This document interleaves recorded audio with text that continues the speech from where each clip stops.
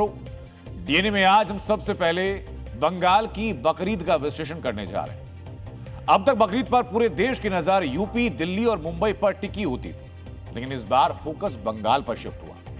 लोग देखना चाहते थे कि सरकार बदलने के बाद बंगाल में इस बार बकरीद कैसे मनाई जाएगी। क्या फिर से सड़क घेर करके नमाज पढ़ी जाएगी, या फिर बंगाल के नाले नालियां रक्त से लाल हो जाएंगे, क्या फिर तनाव का डर होगा। लेकिन मित्रों, इस बार बंगाल में जिस तरह बकरीद मनाई गई वो अपने आप में ऐतिहासिक है। लोग कह रहे हैं कि 100 साल हो गए, पहली बार बंगाल में ऐसी बकरीद मनाई गई। ऐसी बकरीद जहां ना तो सड़क ब्लॉक की गई, ऐसी बकरीद जहां किसी चौक चौराहे पर ट्रैफिक को ना रोका गया। आपको आज देखना चाहिए कि जब सरकार की नीयत साफ रहती है तो सड़कें भी कैसे साफ हो जाती हैं। बकरीद पर पहले राजधानी कोलकाता में एक हालत होती थी जिसकी तस्वीरें मैं दिखाऊंगा आपको। हालत ऐसी होती थी कि हर मुख्य चौक चौराहे पर ट्रैफिक को या तो रोक दिया जाता था या फिर डाइवर्ट कर दिया जाता था, और जहां से ट्रैफिक रोका जाता था वहां क्या होता था, वहां होती थी नमाज खुले में, लोगों को ट्रैफिक को रोक कर।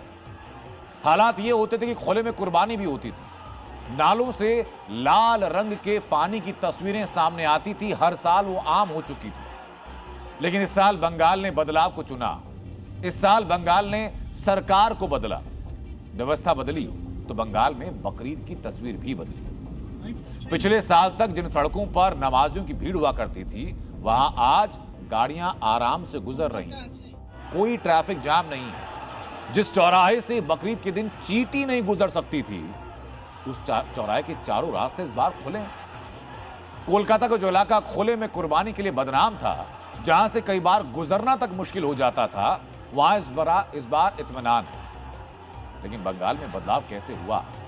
सड़क पर नमाज पढ़ने की जिद करने वाले कुछ लोग बिना किसी विरोध के मस्जिदों और मैदानों में नमाज पढ़कर चुपचाप आसानी के साथ घर कैसे लौट गए, आपको यह जानना चाहिए। लेकिन सबसे पहले आपको बंगाल में बदली हुई बकरीद की सबसे बड़ी तस्वीर देखनी चाहिए। यह तस्वीर जो मेरे बाईं तरफ आप देख रहे हैं, इन तस्वीरों में कायदा है, इन तस्वीरों में एक सलीका है, एक ढंग है। मैदान के बीचों बीच एक सुंदर शामियाना लगा है।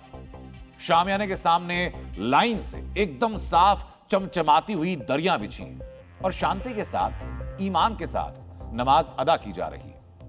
ये तस्वीरें हैं कोलकाता के ब्रिगेड परेड ग्राउंड की, और हम आपको ये तस्वीरें सबसे पहले क्यों दिखा रहे हैं, अब जरा उसकी पीछे की वजह आप समझिए।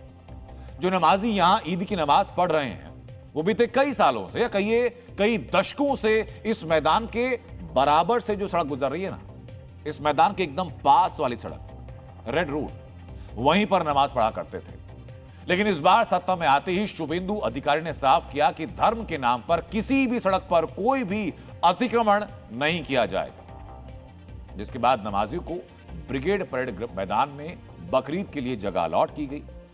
हमारी टीम ने नमाजियों से बात की, नई व्यवस्था को लेकर उनकी राय जानने की कोशिश की। मैदान में नमाज पढ़ने आए कई लोगों का इस सरकारी आदेश को लेकर हृदय परिवर्तन हुआ, लेकिन कुछ लोग ऐसे भी हैं जिन्हें रेड रोड की नमाज अभी भी याद आ रही है।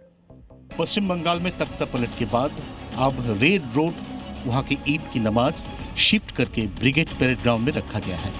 कोलकाता खिलाफत कमेटी, जो कि कोलकाता के बुक में सबसे बड़ा यहाँ पे नमाज का इंतजाम करते हैं, और इस वक्त राज्य सरकार उनकी जो डिसीजन है उसको मान्यता देते हुए यहाँ पे जो नमाज है वो रेड रोड से ब्रिगेड परेड ग्राउंड पे शिफ्ट किया है। मेरे लिए तो ब्रिगेड ग्राउंड ही क्यों अच्छा है, क्योंकि ये ओपन स्पेस जो है ये बहुत ज़्यादा ओपन स्पेस है, और इसमें ये जल्दबाजी बोलिए। मैं बोलना चाहता हूँ, मेरा इस्लाम जो धर्म है वो किसी को तकलीफ देना नहीं चाहता, और इस वजह से जो रोड में कहीं भी नमाज होता है, मैं सभी मुसलमान भाइयों से ये गुजारिश करूंगा कि मस्जिद में नमाज पढ़े। मस्जिद में जो नमाज पढ़ने का उसका अलग सवाब मिलता है। जिस ब्रिगेड परेड ग्राउंड में 1 महीना भर पहले ने सरकार ने शपथ लिया, इस ब्रिगेड परेड ग्राउंड में हजारों कंठ में गीता पाठ हुआ, उस ब्रिगेड पैरेड ग्राउंड में ईद का नमाज हो रहा है। ये बहुत फख्र की बात है। यही बांग्ला है, यही भारतवर्ष है। अभी मौसम अच्छा है तो ठीक है, और ये बरसात का टाइम रहेगा तो हम लोग को यहाँ पे नमाज पढ़ने नहीं सकेंगे, बहुत दिक्कत हो जाएगा। इसलिए इतना यहाँ पे पानी जम जाता है। हम लोग यहाँ पे आके फुटबॉल खेलते हैं, हम लोग को मालूम है यहाँ का माहौल, पानी भर जाता है। फिर रिटर्न जो है रेड रोड के लिए अलाउ किया जाए। मैं 15 मिनट। हाँ बस मात्र नमाज 15 मिनट के लिए, और कुछ नहीं। 15 मिनट के लिए और कुछ नहीं। रेड रोड ही ठीक है, वो खाली नमाज पढ़ो दरकार। नमाज पढ़े हैं और हम लोग आपस में गले मिलते हुए चले। हम लोग घर चलते हैं, भाइयों के पास चलते हैं, मिलते हैं, चलो भाई। अब मैं आपको पश्चिम बंगाल में बदली हुई बकरीद की अगली तस्वीर दिखाता हूं। ये कोलकाता का राजा बाजार, जहां चौराहे पर 15 मई को जुमे की नमाज पढ़ने की जिद में मुस्लिम समुदाय के लोगों की पुलिस से झड़प हुई। पुलिसकर्मी पहुंचे थे सड़क पर नमाज को रुकवाने के लिए, लेकिन वहां के लोगों ने पुलिसकर्मियों से झड़प शुरू कर दी।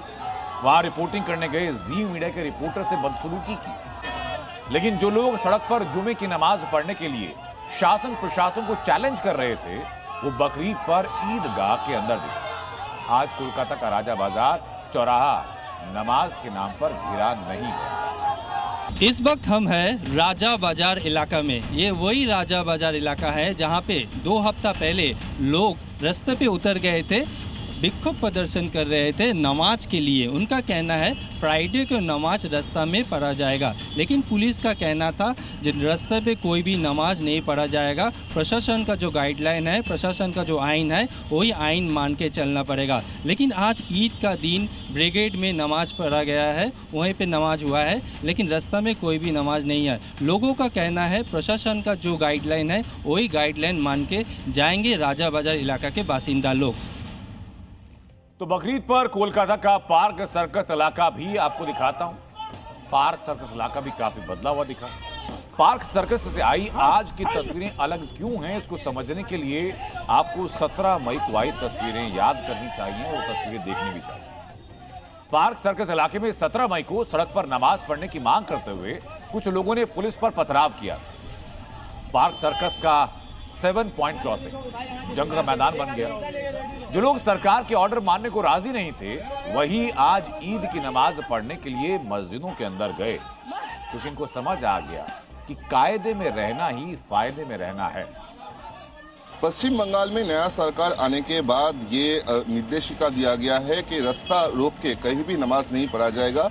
रेड रोड के बदले में नमाज पढ़ा गया ब्रिगेड परेड मैदान ग्राउंड में, और यहाँ पार्क सर्कस में भी देखा जा रहा है कि पार्क सर्कस मैदान जो है उसका अंदर ही नमाज पढ़ा जा रहा है। जो नमाजी है उनसे बात करेंगे। आप लोग खुश है ये जो डिसीजन है गवर्नमेंट का, जहाँ कि रास्ता रोक के नमाज नहीं होगा, जहाँ मस्जिद है जहाँ जगह है वहाँ भी होगा? देखिए, नमाज तो पढ़ना ही है तो बेशक अल्लाह के लिए है, और जो रास्ता बंद करके गया है या फिर जो भी है, तो हम लोगों नमाज में सहूलियत है, पहले से ज़्यादा सहूलियत है। 17 मई को ही उपद्रवियों ने पथराव की एक और वजह बताई थी। पथराव करने आए लोगों को जब गिरफ्तार किया गया तो उनमें सरकार के उस आदेश के खिलाफ आक्रोश था जिसमें खुलेआम कुर्बानी को बैन किया गया। गौवंश की हत्या पर बैन को सख्त किया गया था। लेकिन जो पार्क सर्कस इलाका कुर्बानी के लिए बदनाम था, आज वहां क्या स्थिति है उसमें आपको हमारी ये ग्राउंड रिपोर्ट जरूर देखनी चाहिए। गाय नहीं खाया जाएगा, क्यों नहीं खाया जाएगा आप लोग ये बताइए। मुस्लिम जो कर रहे हैं करने दी, ये बात है बस, और कोई बात है कि हम लोग का हाथ खराब होना चाहिए, कोई नमाज का रुकावट नहीं होना चाहिए, बॉस का रुकावट नहीं होना चाहिए। यहाँ पर आप देख सकते हैं अमन शांति का माहौल है। कभी इस तरह के वीडियो है जो मैं आपको दिखा रहा हूँ, ये वायरल होते थे, अभी भी आप ये इस वीडियो को देख सकते हैं। आज भी किसी ने ट्वीट किया कि अब शांति है और अब सारी चीज़ें जो हैं बहुत स्थिति जो है वो कोई ऐसी तनावपूर्ण नहीं रही है। ये वही इलाका है जहाँ बहुत ही ज़्यादा भीड़ भाड़ रहती थी और अलग तरीके की एक तस्वीर थी, जो अब शायद ये रिजीम चेंज हुआ है तो ये तस्वीर जो है वो बदली है, और यहाँ पर अभी हुजूम वैसा नहीं है जैसा होना चाहिए था। मोहम्मद साहब, अभी इस बार की जो ईद है बिल्कुल अलग सी दिखाई दे रही है। ऐसा तो ईद कभी होता था नहीं, हमारी साल ईद बहुत नरम से किया। कुर्बानी में बहुत सा खुशी होती थी, हलचल होती थी, अब ऐसा महसूस नहीं हुआ। का माहौल तो हम लोग को थोड़ा तकलीफ हुआ है। हम लोग को क्या तकलीफ हुआ? तकलीफ हुआ है, हम लोग का जो होता है वो चीज़ बंद हो गया, हम लोग का कुर्बानी बंद हो गया थोड़ा। तो बकरीद पर साफ सड़कें, खुले में कुर्बानी वाले इलाकों में सन्नाटा। बकरीद पर आज बंगाल से जो तस्वीरें आ रही हैं ऐसी तस्वीरें बंगाल ने दशकों से नहीं देखी। ऐसे में आप सोच रहे होंगे कि अचानक ऐसा क्या बदलाव हुआ और ये बदलाव कैसे हुआ। भारत के महान कूटनीतिज्ञ आचार्य चाणक्य ने कहा था कि किसी भी राज्य की प्रगति और शांति इस बात पर निर्भर करती है कि वहां का प्रशासन अपने कानूनों का पालन कितनी सख्ती से करवाता है। बंगाल की नवनिर्वाचित शुभेंदु सरकार ने इस बार आचार्य चाणक्य के इसी सूत्र को जमीन पर उतार दिया। कानून सिर्फ कागजों पर नहीं बल्कि उसका सख्ती से पालन सुनिश्चित किया गया और इसी का नतीजा है कि पश्चिम बंगाल में यह असंभव माने जाने वाला परिवर्तन जमीन पर दिखा और इसी का नतीजा है कि इस बार पुरानी असुविधाजनक और विवादित परंपराओं का अंत हुआ। पश्चिम बंगाल में इस बार बकरीद पर एक भी विवाद नहीं हुआ। पश्चिम बंगाल में इस बार एक भी पत्थर नहीं चला। किसी भी समुदाय को दिक्कत नहीं हुई। लेकिन इस देश में चंद लोग हैं जिन्हें शायद ये शांति रास नहीं आ रही, क्योंकि कायदे कानून को मुसलमानों के खिलाफ अत्याचार बता करके भड़काऊ बयान दिए जा रहे हैं। सुनिए जरा। आज अगर पावर और प्रशासनिक दबाव के सहारे किसी समुदाय को डराने की कोशिश होगी तो ये लोकतंत्र नहीं बल्कि दबाव की राजनीति कहलाएगी। देश कानून से चलेगा, भीड़ की धमकी से नहीं। और अगर किसी मुसलमान की ईद, अजान, रोज़ा या कुर्बानी से तकलीफ है तो उसे संविधान पढ़ना चाहिए, क्योंकि भारत किसी एक सोच या एक धर्म की जागीर नहीं है। हम अमन चाहते हैं, लेकिन इसका मतलब ये नहीं है कि हर बार खामोश रहकर बेवजह की नफरत सहते रहें।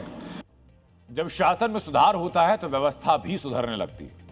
कानून का राज सड़कों पर दिखने लगता है। सत्ता के साथ बंगाल में पहले और अब में बहुत कुछ बदल चुका है।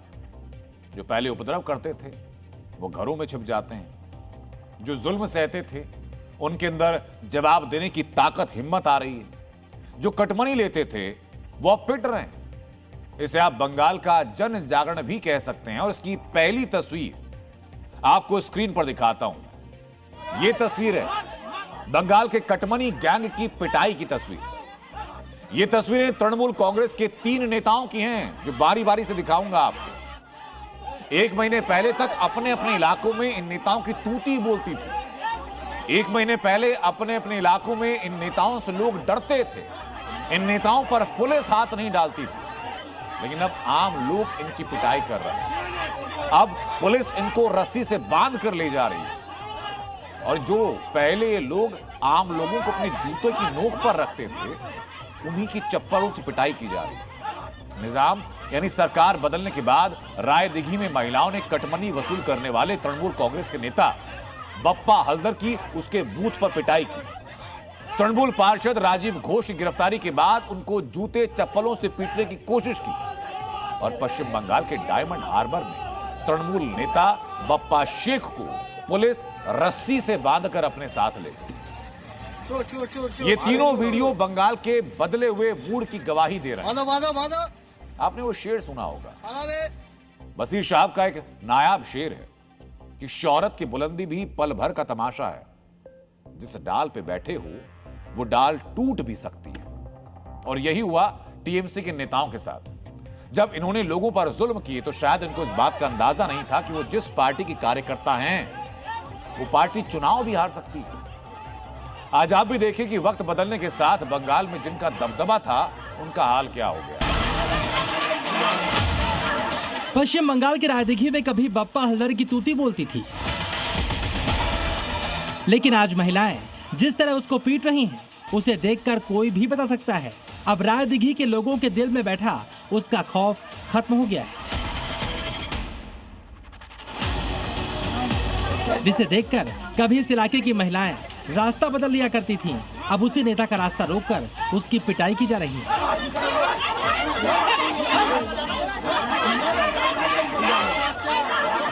वीडियो देखिए, टीएमसी नेता बड़ी अकड़ में आकर अपनी स्कूटी रोकता है। महिलाओं से बहस शुरू होती है। टीएमसी नेता अपनी पुरानी अकड़ में था, इसलिए महिलाओं को धमकाने की कोशिश करता है। अचानक एक महिला पर नाराज होकर वो उसके हाथ को झटक देता है और अगले ही पल उसको एहसास हो जाता है वक्त बदल चुका है। महिलाएं उस पर थप्पड़ और घूंसे बरसाने लगती हैं।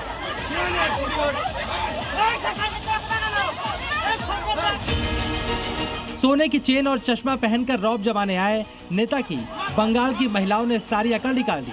पिट रहा टीएमसी नेता टीएमसी पंचायत प्रधान का पति भी है और इस इलाके में जबरन वसूली के लिए कुख्यात है। टीएमसी के शासन में आम लोगों को घर देने के बाद इसने कटमनी यानी गैर कानूनी कमीशन वसूला था, लेकिन सरकार बदलने से हालात बदले तो उसकी पत्नी के बूथ यानी बूथ नंबर 166 में ही उसे पकड़कर उसकी पिटाई कर दी गई। हालात इतने बिगड़े कि दबंग टीएमसी नेता मौके पर अपनी स्कूटी छोड़कर भाग गया।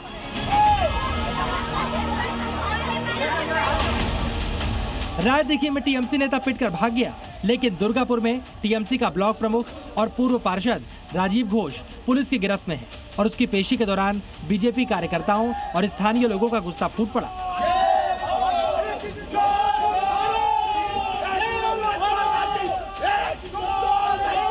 बात सिर्फ नारेबाजी पर खत्म नहीं हुई, लोगों ने राजीव घोष को जूतों और चप्पलों से मारने की कोशिश की। गुस्सा इतना ज्यादा था कि टीएमसी नेता को सुरक्षा बल मुंह ढककर पेशी के लिए लेकर आए। जिस टीएमसी नेता को कोर्ट में पेश किया गया उस पर 2021 विधानसभा चुनाव के बाद पोस्ट पोल हिंसा के आरोप भी लगे हैं। बीजेपी का आरोप है राजीव ने बीजेपी कार्यकर्ताओं को धमकाया, उनके घरों पर हमला किया और कई बीजेपी समर्थकों को घर छोड़ने पर मजबूर किया। 2024 लोकसभा चुनाव के दौरान भी उस पर तानसेन रोड पर बीजेपी बूथ कैंप में घुसकर कार्यकर्ताओं पर हमला करने का आरोप लगा। बीजेपी कार्यकर्ताओं का आरोप है कि सत्ता बदलने के बाद वो बीजेपी में शामिल होने या मदद मांगने बीजेपी ऑफिस पहुंचा, लेकिन दाल नहीं गई। आज के राजीव घोष को सजा मिलनी चाहिए। राजीव घोष को जूते से मारना चाहिए क्योंकि इसने पूरे दुर्गापुर में अशांति पैदा कर रखी है। 2019 में हमारे कार्यकर्ताओं पर हमला किया था, गोली चलाई थी। इस तरह की बहुत सारी घटना है। जहां भी जाता था वहां अशांति फैलाता था। राजीव घोष पर आरोप तो पुराने हैं, लेकिन तृणमूल शासन में कार्रवाई नहीं होती थी। वक्त बदला तो हालात भी बदल गए। टीएमसी के दबंग नेताओं के दिन साउथ 24 परगना के डायमंड हार्बर में भी सही नहीं चल रहे। यहाँ टीएमसी के स्थानीय नेता बप्पा शेख को पुलिस रस्सी से बांध कर लाई। जो लोग कल तक शेख को देखकर डरते थे वो आज उसको रस्सी से बंधा देखकर काफी खुश हैं। 2018 के पंचायत चुनाव के दौरान शेख पर बीजेपी नेताओं के परिवार की महिलाओं को पीटने और यौन उत्पीड़न के आरोप भी लगे, लेकिन कभी कार्रवाई नहीं हुई। लेकिन अब बंगाल पुलिस रास्ते में इसकी परेड करवा रही है।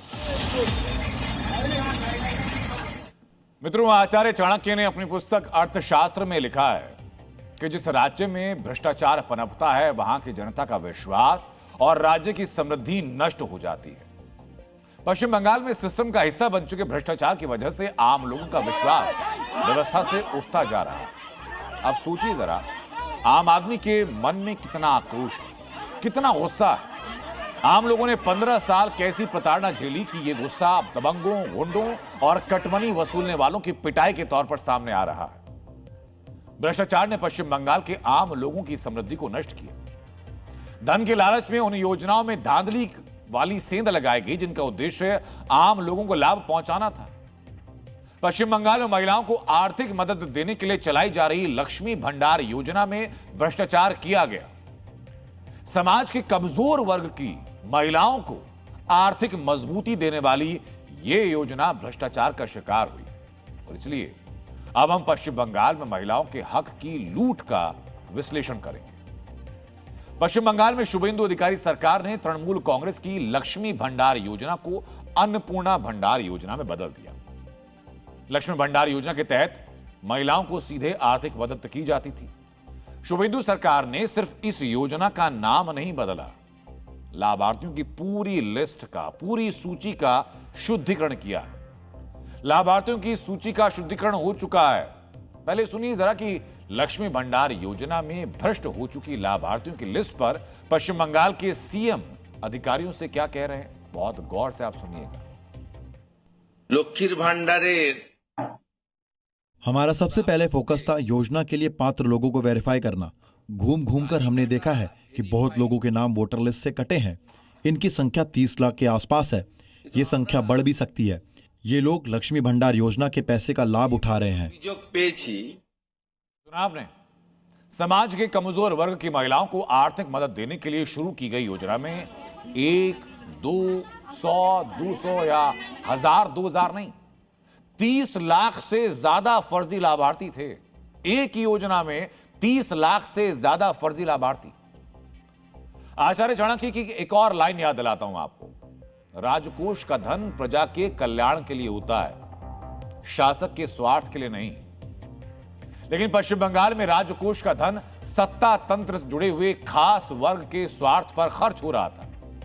एक योजना में 30 लाख फर्जी लाभार्थी थे और ये 30 लाख सिर्फ शुरुआती जांच में मिले हैं। ये लिस्ट और लंबी हो सकती है। ये घोटाला कितना बड़ा है इसको जरा इन आंकड़ों से आप समझिए। आप साल 2021 में शुरू हुई लक्ष्मी भंडार योजना में कुल 2 करोड़ 20 लाख लाभार्थी इनके नाम दर्ज थे। समझिए कि 2 करोड़ 20 लाख में से 30 लाख यानी कुल लाभार्थियों में से करीब 13.6% शुरुआती जांच में फर्जी पाए गए। योजना में सामान्य वर्ग की महिलाओं को 1000 से 1500 रुपए, अनुसूचित जाति और अनुसूचित जनजाति वर्ग की महिलाओं को 1200 से 1700 रुपए प्रति महीने दिए जाते थे। यानी फर्जी लाभार्थियों को हर साल सरकार के राजकोष से करीब 576 करोड़ रुपए दिए गए। 4 साल में फर्जीवाड़े से पश्चिम बंगाल के खजाने को कुल 2304 करोड़ रुपए की ठेस पहुंची है। यह योजना पर खर्च हुई रकम का कुल 4% है जो फर्जियों को दिया गया।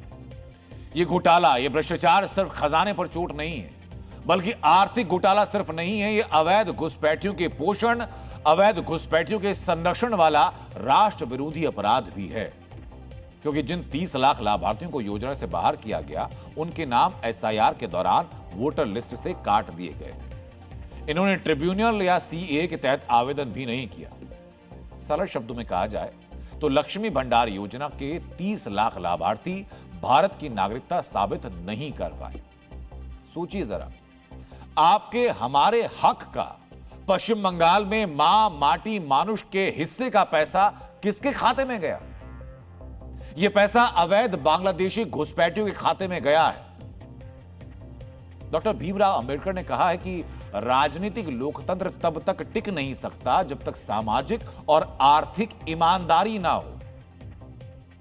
पश्चिम बंगाल में TMC की सरकार में सामाजिक और आर्थिक ईमानदारी न्यूनतम स्तर पर पहुंच गई।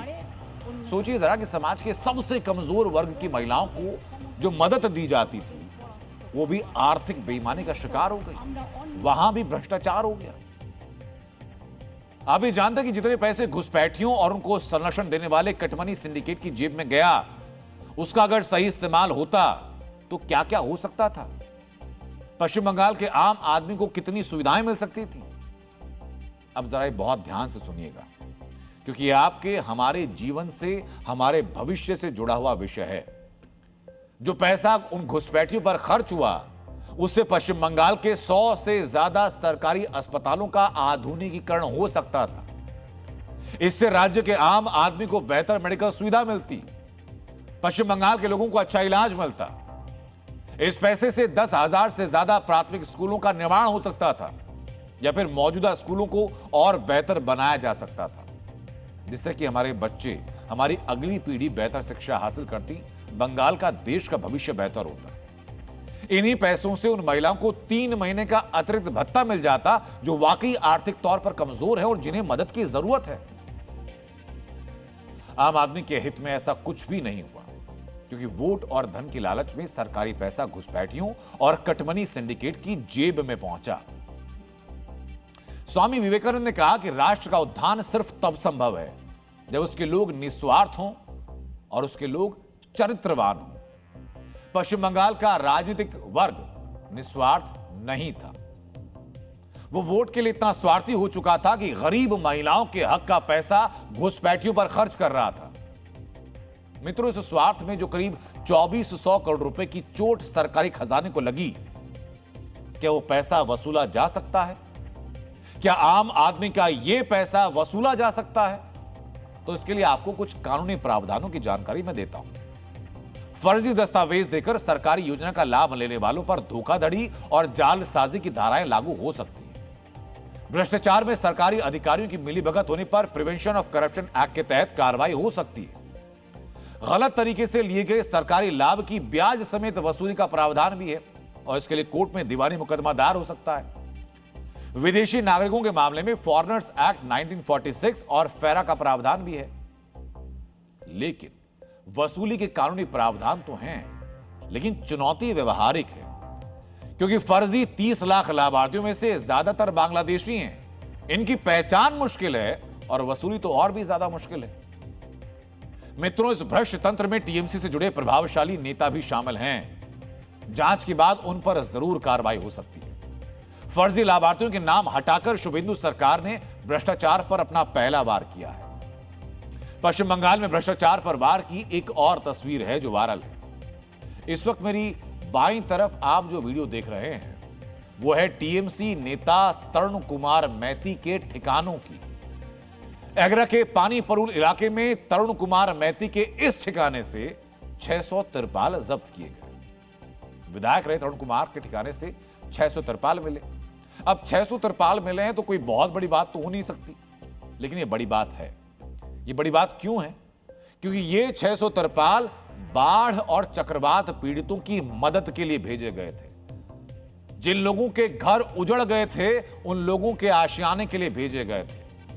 जो लोग घर उजड़ जाने से सड़कों पर आ गए थे उनको छत देने के लिए भेजे गए थे। आम लोगों की मदद के लिए भेजे गए तिरपाल टीएमसी नेता अपने गोदाम में भरवा कर रखे हुए थे। अब जरा सोचिए कि टीएमसी के राज में कितना और भ्रष्टाचार रहा होगा और कितने निचले दर्जे का भ्रष्टाचार रहा होगा। बंगाल से भ्रष्टाचार की एक तस्वीर की चर्चा कल से पूरे देश में है। डीएनए में कल आपको दिखाया था कि कैसे उत्तर 24 परगना के जिले में एक खेत में नोटों से भरी हुई ये बोरियां बरामद हुई। पुलिस को बोरियों में मिले नोट गिनने में कई घंटे लगे और जब नोटों की गिनती खत्म हुई तो पता यह चला कि कुल मिलाकर के 2 करोड़ 24 लाख रुपए खेत के अंदर गाड़े गए। ये नोट बदूरिया नगर पालिका के चेयरमैन और टीएमसी नेता दीपांकर भट्टाचार्य के हैं। दीपांकर भट्टाचार्य वही नेता हैं जिसको 3 दिन पहले भ्रष्टाचार के आरोप में गिरफ्तार किया गया था। गिरफ्तारी के समय भी दीपांकर के पास से 80 लाख रुपए बरामद हुए। इस तरह पुलिस ने दीपांकर की काली कमाई के 3 करोड़ 4 लाख रुपए जब्त किए। जन सेवा के नाम पर राजनीति में आने वाले दीपांकर भट्टाचार्य ने दोनों हाथों से जनता को लूटा है और नोटों की बोरियां खेत में दबा दी। आज जी न्यूज की टीम ने बदूरिया के उस खेत में जाकर पता चलाया कि पैसे कैसे और किस तरह छिपा कर रखे गए, कैसे पुलिस को बोरियों में छिपा कर रखे गए पैसों का पता चला और आखिर दीपांकर भट्टाचार्य के पास इतने पैसे आए कहां से। एक समय में जो दीपांकर भट्टाचार्य मजदूरी का काम करता था वो करोड़ों का मालिक कैसे बन गया। वैसे कहते हैं कि पैसे पेड़ पर नहीं उगते, लेकिन बंगाल में पैसे इन दिनों खेत से निकल रहे हैं क्योंकि ये पैसे भ्रष्टाचार के हैं।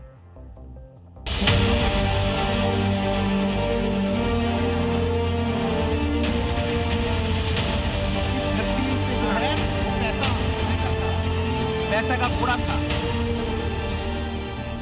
उत्तर 24 परगना के बदूरिया में जूट का यही वो खेत है जहां नोटों से भरी बोरियां और ट्रॉली बैग मिले थे। कोई सोच भी नहीं सकता था लगभग 7 फीट लंबे जूट के पौधों के बीच पैसे से भरी बोरियां और बैग छिपाए गए हुए।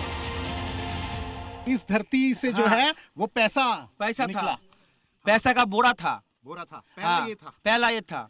ये एक पहला ये स्पॉट आपको दिखा रहे हैं और दूसरा भी दिखा देते हैं। दूसरा ये था। हाँ ये था। थोड़ा समझाइए इस चीज को। हाँ इसमें भी एक तो बोरा था। ये देखिए ये ट्रॉली था। ऐसे 5 स्पॉट है। हाँ हाँ। स्थानीय लोगों के मुताबिक जूट का ये खेत शमीम नाम के व्यक्ति का है। शमीम को बदूरिया नगर पालिका के अध्यक्ष दीपांकर भट्टाचार्य का दाहिना हाथ बताया जाता है। एक व्यक्ति जब घास काटने के लिए खेत में आया तो उसे ये गड्ढे दिखाई दिए। फिर उसने एक स्थानीय नेता के जरिए पुलिस को इसकी जानकारी दी। इसी सूचना के आधार पर आधे घंटे में पुलिस खेत में पहुंच गई। कुछ घंटों की जांच पड़ताल के बाद नोटों से भरी ये बोरियां मिली।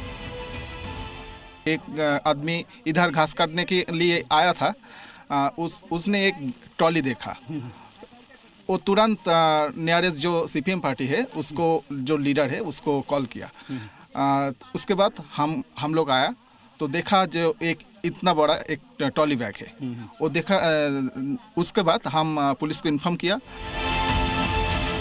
स्थानीय लोगों के मुताबिक दीपांकर का शुरुआती जीवन बेहद साधारण था। उसके परिवार की आर्थिक स्थिति अच्छी नहीं थी। शुरुआत में उसने दिहाड़ी मजदूर का भी काम किया। बाद में परिवार की मदद से एक कार खरीदी। उसी गाड़ी से वो सवारी ढोने का काम करने लगा। दीपंकर भट्टाचार्य एक्चुअली एक ओमनी ड्राइवर था, मारुति ओमनी ड्राइवर था 2010 इस समय में। ढंग के कपड़ा नहीं था उनके पास, ऐसा है। ये अचानक ही हो गया एकदम, अचानक टीएमसी आने के बाद ही हुआ। लेकिन 2010 के करीब राजनीति में एंट्री के बाद उसकी जिंदगी बदल गई। दीपांकर ने राजनीति की शुरुआत कांग्रेस से की, लेकिन 2011 में ममता बनर्जी के मुख्यमंत्री बनने के बाद वो टीएमसी में शामिल हो गए। यहीं से उसकी जिंदगी बदल गई। पहले वो पार्षद बना, उसके बाद बदुरिया नगर पालिका का चेयरमैन भी बन गए। आरोप है कि वो सरकारी योजनाओं के नाम पर लोगों से वसूली करता था। इन्हीं पैसों को उसने खेत में छिपा रखा था। वो जो आवास योजना था वो उसमें 25,000 डालना पड़ता था, ठीक है। लेकिन एक एक के पास से 30,000 रुपया, किसी के पास 40, किसी 50, और जिसका घर था उसका 1 लाख रुपया भी लिया है। अच्छा, ठीक है। ये तो प्रधानमंत्री आवास योजना हाँ, उसके लिए पैसे लेता था। हाँ, पैसा हमारा पास से 40,000 रुपया लिया। आप विक्टिम है उसके। हाँ। लेकिन सरकार बदलते ही दीपांकर भट्टाचार्य के बुरे दिन शुरू हो गए। उसके खिलाफ शिकायत की गई कि उसने सरकारी तिरपाल लोगों के बीच बांटने के बदले अपने पास रख ली। इसी सिलसिले में पुलिस ने उसके गोदाम पर छापा मारा तो 4,000 सरकारी तिरपाल जब्त हुए। बाद में उसके कंप्यूटर सेंटर से 80 लाख रुपए भी मिले। इसी के बाद 25 मई को पुलिस ने दीपांकर भट्टाचार्य को गिरफ्तार किया। खेत में दबे उसके पैसे का भी सुराग नहीं मिलता अगर अनजाने में स्थानीय व्यक्ति की नजर नहीं गई होती। यहाँ पर ये उनका घर है। पहले आपको घर दिखा देता हूँ। लगभग इसके पीछे भी जमीन है और ये 4 बीघे में बना होगा। यहाँ इतना बड़ा घर बना लेना, और एक जो मजदूरी का काम करे, फिर टैक्सी चलाए और उसके बाद नेता बनते ही ये इस तरह का एक पूरा आलीशान महल खड़ा कर दे। वीडियो जर्नलिस्ट देवाशीष के साथ अमित भारद्वाज, जी मीडिया, पश्चिम बंगाल। तो नोटों से भरी बोरियां मिलने के बाद बदुरिया में टीएमसी नेता दीपांकर भट्टाचार्य के खिलाफ जांच का दायरा बढ़ता जा रहा है। दीपांकर के जिस आलीशान घर पर दिन में ताला था, वहां शाम होते होते पुलिस पहुंच गई। सीआरपीएफ की टीम के साथ स्थानीय पुलिस दीपांकर के घर में जांच कर रही है। जिस नेता ने खेत में पैसा छिपाकर रखा था, उसने अपने घर में भी भ्रष्टाचार का कोई ना कोई निशान जरूर छोड़ा होगा। जब घर में तलाशी पूरी होगी तब सच्चाई सामने भी आएगी। बहरहाल मित्रों, महाकवि रहीम ने कहा, रहीमन ओछे नरन सो बैर भलो ना प्रीति, काटे चाटे स्वान के दुहु भांति विपरीत। इस दोहे का अर्थ ये कि बुरे और जहरीले स्वभाव वाले लोगों से न तो दोस्ती अच्छी है और न ही दुश्मनी अच्छी है। बुरे स्वभाव और बुरी नीयत वाले लोग हर हाल में नुकसान पहुंचाते हैं। और आज अब्दुल रहीम खान खानन यानी रहीम दास का यह दोहा याद आने की वजह है पाकिस्तान में तेजी से बदलते हुए हालात। अब तक यही माना जाता था कि पाकिस्तान में फील्ड मार्शल आसिम मुनीर को कोई चुनौती नहीं दे सकता, लेकिन जिन आतंकी किरदारों को पाकिस्तान ने पाला, पाकिस्तान ने पूसा, आज वही आतंकी मुनीर को चैलेंज कर रहे हैं। सैफुल्लाह कसूरी ने मुनीर या शहबाज का नाम तो नहीं लिया, लेकिन हुक्मरान और ताकत का जिक्र करके बता दिया कि लश्कर की इस धमकी का टारगेट मुनीर और शहबाज ही है। अब जरा समझिए कि आखिर कसूरी ने अपने ही आकाओं को धमकी क्यों दी। इस धमकी की वजह है डोनाल्ड ट्रंप की एक धमकी भरी नसीहत। डोनाल्ड ट्रंप ने अपने मित्र मुस्लिम देशों को इब्राहिम अकॉर्ड का हिस्सा बनने के लिए कह दिया है। इस समझौते के तहत अमेरिका के मित्र मुस्लिम देश इजराइल को मान्यता देने के लिए बाध्य होंगे। सऊदी अरब और कतर समझौते पर दस्तखत करने के करीब है। पाकिस्तान जैसे देशों के लिए ट्रंप ने कह दिया कि जो समझौते का हिस्सा नहीं बनेगा उसकी नीयत पर अमेरिका को शक होगा। ट्रंप ने अपनी घोषणा में नीयत जैसा शब्द जोड़ दिया। यही शब्द मुनीर और शहबाज के लिए पेच फंसा गया, क्योंकि इन दोनों किरदारों को पता है कि ट्रंप को नाराज करना उनके वजूद के लिए खतरा है। तो दूसरी तरफ पाकिस्तानी कट्टरपंथी और आतंकी हैं। बंदूकों के जोर पर चलने वाला यह तबका किसी भी कीमत पर इजराइल को मान्यता नहीं देने देगा। आगे कुआं और पीछे खाई वाली इस हालात में मुनीर ने खामोशी साध ली है। लेकिन बड़ा सवाल यह कि क्या पाकिस्तानी आतंकी इस खामोशी को कबूल करेंगे? पाकिस्तान का इतिहास बताता है कि जब जब फौज और आतंकी आमने सामने आए हैं, तब तब पाकिस्तान की धरती खून से लाल हुई है।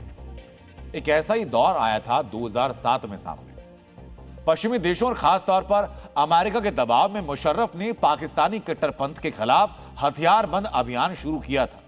इसी अभियान के दौरान इस्लामाबाद की लाल मस्जिद में भारी तादाद में आतंकी जमा हुए थे।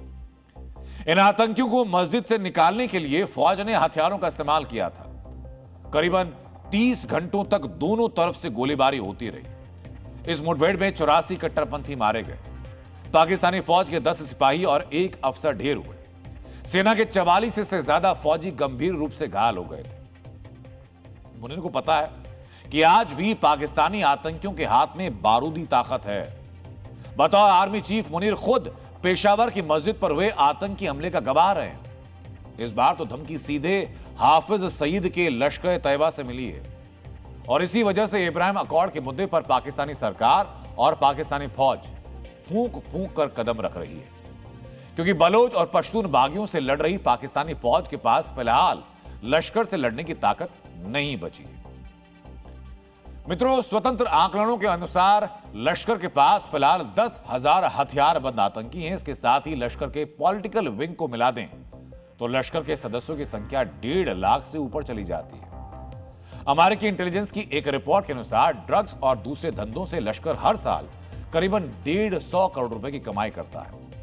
पाकिस्तान के साथ साथ लश्कर के अफगानिस्तान में भी कुछ अड्डे हैं, यानी आदमी, पैसा और मदद, तीनों लिहाज से लश्कर तैयबा काफी ताकतवर है और लश्कर की यही ताकत अब मुनीर की रातों की नींद उड़ा रही है। मित्रों, मशहूर शायर बशीर बद्र साहब का एक कलाम है, अजीब कशमशे जिंदगी है कि क्या कहिए, कदम कदम पर नए हादसे बुलाते हैं। जो बद्र साहब ने लिखा वो आज मुनीर और शहबाज महसूस भी कर रहे हैं। अब हम आईआईटी के उस शोध का विश्लेषण करेंगे जिसके मुताबिक हिंदुओं की आस्था और हिंदुस्तान के विकास की मुख्य धारा गंगा जी खतरे में है। आज आपको जानना चाहिए कि कैसे गंगा जी के विलुप्त होने का खतरा समय के साथ साथ बढ़ता जा रहा है। आज आपको समझना चाहिए कि ऐसा क्यों हो रहा है, क्योंकि इस शोध में जो दावे किए गए वो दावे चिंताजनक हैं। इस शोध के अनुसार पिछले 50 वर्षों में गंगा नदी की करीब 18 लाख जलधाराएं गायब हो गई। इसका मतलब यह कि हम हर दिन गंगा जी की 99 प्राकृतिक जलधाराओं को खो रहे हैं। पिछले 50 सालों में 10 लाख किलोमीटर की जलधाराएं खत्म हो चुकी हैं। ये दूरी पृथ्वी के 25 चक्कर लगाने के बराबर है। यानी पिछले 50 सालों में जितनी जलधाराएं खत्म हुई उनकी कुल लंबाई इतनी है कि उससे पृथ्वी के लगभग 25 चक्कर लगाए जा सकते हैं। सोचिए, आपकी प्यास के लिए, आपके खेतों के लिए, आपके भविष्य के लिए, पूरी मानवता के लिए यह कितनी डराने वाली खबर है। आज डीएनए के इस विश्लेषण को देख रहे बहुत से लोगों ने अपने बुजुर्गों से सुना होगा, आपके गांव, आपके शहर, आपके कस्बे में कभी एक नदी बहा करती थी, अब अस्तित्व खत्म हो गया। आज आप भी अपने दिमाग पर जोर डालिए कि आपके बचपन की नदी सुरक्षित है क्या। मित्रों, गंगा नदी पर हुए सबसे बड़े आघात का खुलासा आईआईटी धनबाद की रिसर्च से हुआ है, जिसमें बताया गया कि गंगा में मिलने वाली छोटी नदियों और जलधाराओं का नेटवर्क लगातार कमजोर हुआ है। यह रिसर्च झारखंड, पश्चिम बंगाल, मध्य प्रदेश और छत्तीसगढ़ की 7 छोटी नदियों और 56 सब वाटरशेड्स का अध्ययन किया गया।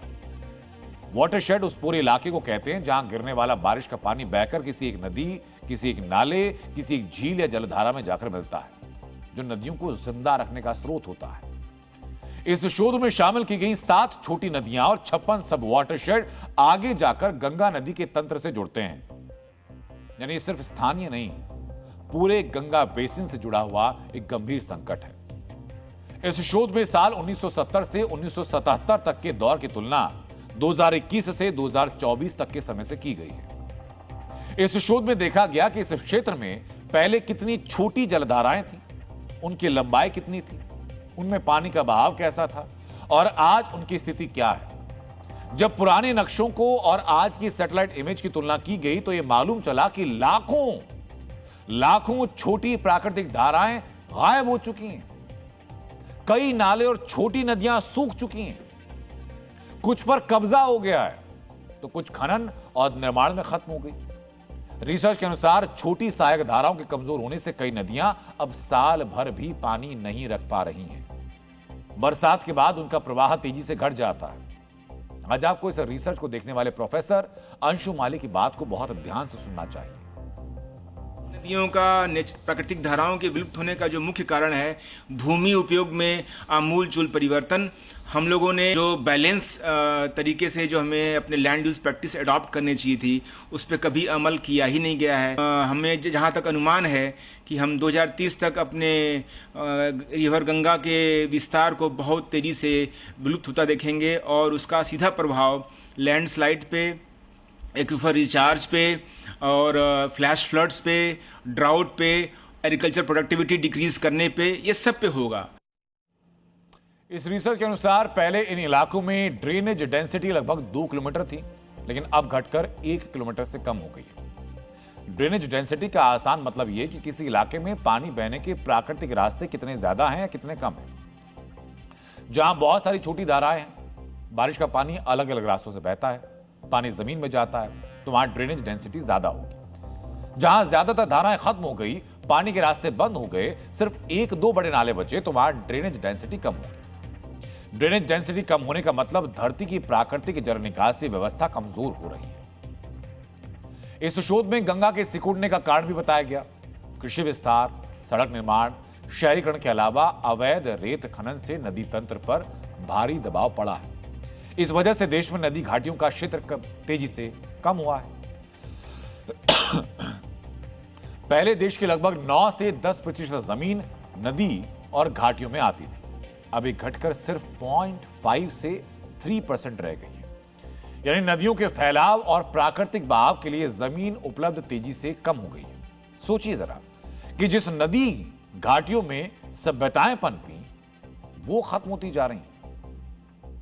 आज आपको इसके साइड इफेक्ट्स के बारे में जानना चाहिए। जब छोटी धाराएं खत्म होती हैं तो बारिश का पानी जमीन में कम हो जाता है, जिससे जल स्तर नीचे जाने लगता है। इसलिए हैंडपंप सूख रहे हैं, बोरवेल गहरे हो रहे हैं, खेती पर संकट बढ़ रहा है। यह रिसर्च चेतावनी देती है कि अगर यही स्थिति जारी रही तो आपदाओं की आशंका बढ़ जाएगी, यानी लैंडस्लाइड, बाढ़, सूखे का संकट और बड़ा हो जाएगा। आपने अपने आसपास इसे महसूस भी किया होगा। पानी अब प्राकृतिक तरीके से नियंत्रित नहीं हो पा रहा है। डीएनए मित्रों, आज दिल्ली और आसपास के इलाकों में हल्की बारिश हुई, गर्मी से राहत मिली, लेकिन हम कल न्यू चंडीगढ़ में आई उस आंधी का विश्लेषण करने वाले हैं जिसमें हैदराबाद हिल गया। कल रात जब आप अपने घरों में टीवी स्क्रीन के सामने थे, तब आईपीएल के एलिमिनेटर मैच में सनराइजर हैदराबाद के खिलाफ एक 15 साल का लड़का क्रिकेट नहीं खेल रहा था, बल्कि इतिहास के पन्नों पर अपना नाम अपने हथौड़े से उकेर रहा था। जरा सोचिए, 15 साल की उम्र में हमारे और आपके घरों में बच्चे क्या कर रहे होते हैं? 10वीं के बोर्ड एग्जाम की तैयारी कर रहे होते हैं, करियर की, पढ़ाई की, भविष्य की चिंता होती है। लेकिन 15 साल के वैभव सूर्यवंशी 150 किलोमीटर प्रति घंटे की रफ्तार से आ रही गेंदों को सीमा पार भेज रहे हैं। 29 गेंदों में 12 छक्के और 5 चौके को बलबूते 97 रन जड़ दिए। अगर कल का क्रिकेट मैच टीवी पर लाइव नहीं आया होता तो इस स्कोर को लोग वीडियो गेम का स्कोर मानते। 15 साल के एक बच्चे ने कल साबित किया कि उम्र कोई पैमाना नहीं होती है। वैभव ने कल क्या क्या रिकॉर्ड तोड़े, आज दिन भर आप ये देख चुके होंगे। उनकी पारी के हाइलाइट्स आप कई बार देख चुके होंगे, लेकिन हम आपको वैभव सूर्यवंशी से जुड़े कुछ ऐसे आंकड़े बताने वाले हैं जो आपको किसी ने बताए नहीं होंगे। आप ये जानते होंगे कि एक T20 सीजन में सर्वाधिक 65 छक्के लगाने वाले का रिकॉर्ड वैभव ने अपने नाम कर लिया। लेकिन क्या आप जानते हैं कि जिन क्रिस गेल का रिकॉर्ड वैभव ने तोड़ा, क्रिस गेल ने जब ये रिकॉर्ड बनाया तो वैभव सिर्फ 1 साल के थे।